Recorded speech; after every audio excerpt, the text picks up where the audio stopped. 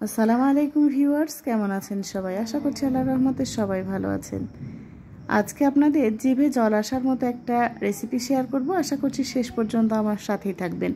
আর জিভে জল আসলে কিন্তু আমি দায়ী নই। তো এখানে আমি 2টা আম নিয়ে নিয়েছি। আপনারা কিন্তু বেশি করে নিয়ে নেবেন। আমাদের কাছে শুধু 2টা আমই ছিল বলে আমরা 2টাই নিয়ে নিয়েছি। এখন আমটাকে ছিলে নিচ্ছি।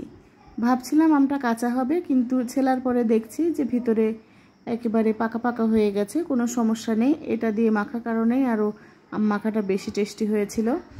তো আমের খোসা ছাড়িয়ে নিয়ে তারপরে আমটা মাখতে হবে। আসলে এরকম করে আম মাখলে এত টেস্টি হয় খেতে, আপনারা একবার মেখে খেলে তখন বুঝতে পারবেন যে আমি কথাটা কতটুকু সত্যি বলেছি। তো আমের খোসাটা সারিয়ে নিচ্ছি। আর বাড়িতে কিন্তু আমের অভাব নেই, আর আমরা যেহেতু বাসায় থাকি, এখন এখানে কোথায় পাবো আম? তো আমটা মাখার জন্য এখানে আমার সরিষা বাটা লাগবে। তো আমি এখানে কাঁচামরিচ দিয়ে সরিষাগুলো বেটে নিচ্ছি। আর আমগুলো অবশ্যই গ্রেটারে এরকম করে গ্রেট করে নিতে হবে, তাহলে আম মাখাটা আরও বেশ টেস্টি হবে। ভয়েস দেওয়ার সময় আমার জিভে জল এসে যাচ্ছে, এতটা মজা ছিল ওই আম মাখা। তো গ্রেটার দিয়ে আমি 2টি আমি এরকম করে গ্রেট করে নিয়েছি। এখন গ্রেট করা হয়ে গেলে বাকি উপকরণগুলো এর ভিতরে দিয়ে দিতে হবে।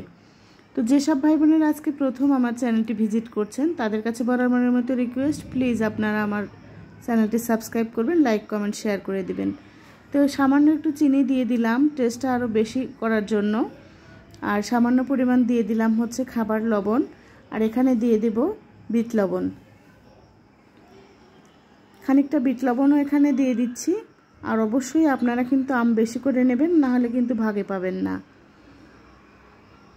তারপরে দিয়ে দিলাম সরিষা বাটা। সরিষা বাটার পরিবর্তে আপনারা কিন্তু এখানে কাসুন্দিও ব্যবহার করতে পারবেন। আমি কিন্তু সরিষা বাটা দিয়েছি। সরিষা বাটা দিয়ে এখন সামান্য পরিমাণ সরিষার তেল দিয়ে দিলাম। আর দিয়ে দিলাম ভেজে রাখা শুকনো মরিচ, যে গুঁড়ো করে রেখেছিলাম সেই মরিচ। এখন হাত দিয়ে ভালোভাবে মেখে নেব। আর আমি যখন ভয়েস দিচ্ছিলাম তখন আকাশে অনেক মেঘ ছিল, তাই বিদ্যুৎ চমকাচ্ছে, হয়তো আপনারা সেই আওয়াজটাও শুনতে পেয়েছেন। এখন হাতের সাহায্যে ভালোভাবে মেখে নিতে হবে। আলহামদুলিল্লাহ, এভাবে আম মাখা যে এত টেস্ট, আপনাদের কাছে রিকোয়েস্ট রইল এরকম করে কিন্তু অবশ্যই আম মাখা করে খাবেন। আর আমাকে কমেন্টে জানাবেন যে আপনাদের কাছে কেমন লেগেছে। তো হাত দিয়ে একটু মেখে নিয়ে তারপরে সবাইকে দিয়ে দেব।